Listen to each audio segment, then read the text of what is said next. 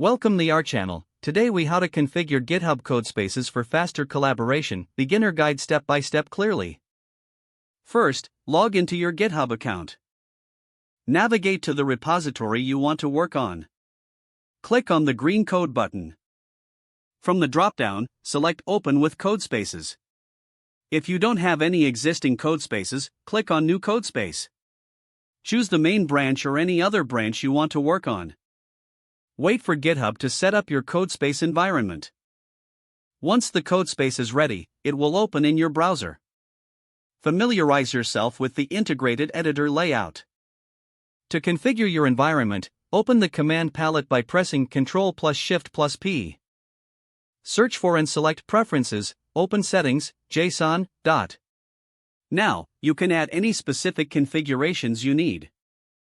If you're working with specific programming languages, install the required extensions. On the left sidebar, find the extensions icon and click on it. Search for the extensions you need and click Install. To improve speed, configure your development environment to optimize performance. You can adjust settings such as autosave and linting options. Collaborate in real time by sharing your Codespace link with team members.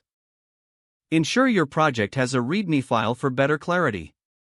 You can also create issues in GitHub for task management within your team. To save your workspace, click on the menu in the upper right. Select Save Workspace As. Name your workspace and save it for future use. Close your Codespace when you're done, but remember you can reopen it anytime. By following these steps, you will have a well-configured GitHub Codespaces environment. This setup helps streamline collaboration and enhances productivity in your projects. If the page does not load, refresh the browser or try again in a private or incognito window. Make sure you are using the correct email address, then retype it carefully to avoid small typos. If your password is not accepted, use the reset option and create a new strong password you can remember. Check your spam folder for verification or security emails, then complete any requested confirmation steps. Enable two-factor authentication if available to improve account security and reduce unauthorized access risk.